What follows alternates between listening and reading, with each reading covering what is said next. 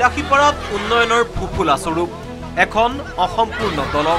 দলংখনেৰে 15খন গাঁৱৰ শিক্ষাৰ্থীৰ বিপদসংকুল যাত্ৰা। উন্নয়নৰ ফুফুলা স্বৰূপটো উদগাই দিছে এই অসম্পূৰ্ণ দলংখনে। এখন লক্ষীগঞ্জ চিনামাৰী সংযোগী গৌৰা নৈৰ ওপৰত থকা দলং। এক্সটেনশন কৰা কথা কৈ আজি 3 বছৰ পাৰ হ'ল, কোনো এক্সটেনশনৰ কাম আৰম্ভ নহ'ল। আজি আমি অসম চৰকাৰক মাননীয় মুখ্যমন্ত্ৰী ডাঙৰীয়া লগতে আমাৰ ধুবুৰী জিলাৰ উপায়ুক্ত মহোদয়ক আমি কাতৰ অনুৰোধ জনাইছোঁ। আমি লক্ষীগঞ্জ ৰাইজ হিচাপে বিলাসীপাৰা অঞ্চলৰ লক্ষীগঞ্জ আৰু চিনামাৰীৰ যি যাতায়াতৰ এই সংযোগী গৌৰাঙৰ ওপৰৰ দলং আজি 7 বছৰ উকলি গ'ল। এই অঞ্চলৰ ৰাইজৰ ইমানেই অসুবিধা হৈছে, 500 ল'ৰা ছোৱালী স্কুলত যায় চিনামাৰী খুদিগাঁও এইটো অঞ্চলৰ পৰা ডেইলি। এই অঞ্চলৰ যাতায়াতৰ ইমানেই কষ্ট, আপোনালোকে নিশ্চয় কেমেৰাত দেখিলে বুজি পাব আৰু আপোনালোকে ইয়াত ভিজিট কৰক। 7 বছৰে নিৰ্মাণ নহ'ল দলংখন। প্ৰায় 15খন গাঁৱৰ ৰাইজে অহা যোৱা কৰাৰ পথটোত আছে এই অসম্পূৰ্ণ দলংখন। প্ৰতিদিনে মৰণত শৰণ দি অহা যোৱা কৰিছে কণ কণ শিক্ষাৰ্থীৰ লগতে গাঁওকেইখনৰ ৰাইজে। কিন্তু ইমানৰ পাছতো কাণ সাৰ নাই স্থানীয় জনপ্ৰতিনিধি আৰু বিভাগীয় কৰ্তৃপক্ষৰ। কৈ ভাগৰি পৰিছে স্থানীয় ৰাইজ। আজি 3-4 বছৰ মানত কৰি শেষ হৈ আৰু কৰা নাই, কামখন বন্ধ হৈ গৈছে। তেতিয়াৰ পৰা কামখন বন্ধ হৈ আছে। এতিয়া ব্ৰিজখন সম্পূৰ্ণ হোৱা নাই। এতিয়া আমি যেতিয়া স্কুল যাওঁ বা কোনো এটা চিকিৎসালয়ত আমাৰ যেতিয়া ইমাৰ্জেঞ্চি এখন ৰোগী থাকে, তেতিয়া ৰাতি 8 বজাৰ পিছতো আমাৰ যেতিয়া নাও চলে তেতিয়াতো নাও বন্ধ হৈ যায়। তেতিয়া আমি ইফাল দি গৈৰাং ব্ৰিজ দি ঘূৰিহে আমাৰ ৰোগীজনক বা কোনো এটা কাম কৰিবলগীয়া যাব লাগে।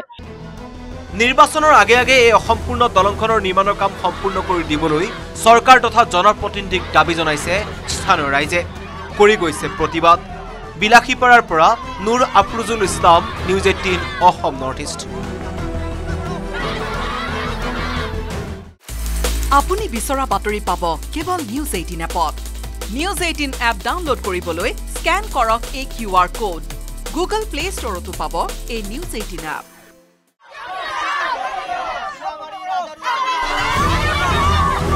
বিলাসীপাৰাত উন্নয়নৰ ফুফুলা স্বৰূপ এখন অসম্পূৰ্ণ দলং। দলংখনেৰে 15খন গাঁৱৰ শিক্ষাৰ্থীৰ বিপদসংকুল যাত্ৰা। উন্নয়নৰ ফুফুলা স্বৰূপটো উদগাই দিছে এই অসম্পূৰ্ণ দলংখনে। এখন লক্ষীগঞ্জ চিনামাৰী সংযোগী গৌৰা নৈৰ ওপৰত থকা দলং।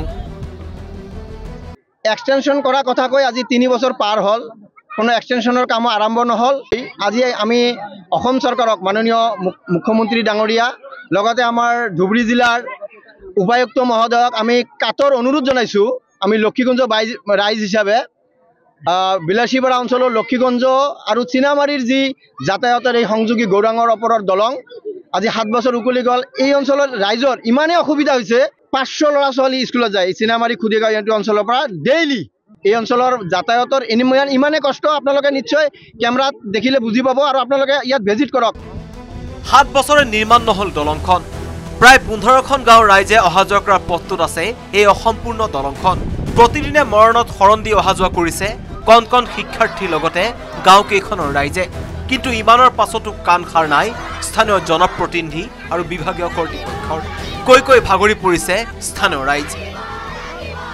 আজি 3-4 বছৰ মানত কৰি শেষ হৈ আৰু কৰা নাই, কামখন বন্ধ হৈ গৈছে। তেতিয়াৰ পৰা কামখন বন্ধ হৈ আছে। এতিয়া ব্ৰিজখন সম্পূৰ্ণ হোৱা নাই।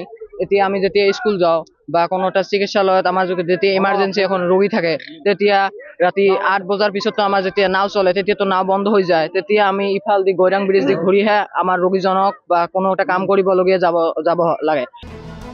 নিৰ্বাচনৰ আগে আগে এই অসম্পূৰ্ণ দলংখনৰ নিৰ্মাণৰ কাম সম্পূৰ্ণ কৰি দিবলৈ চৰকাৰ তথা জনপ্ৰতিনিধিক দাবী জনাইছে স্থানীয় ৰাইজে।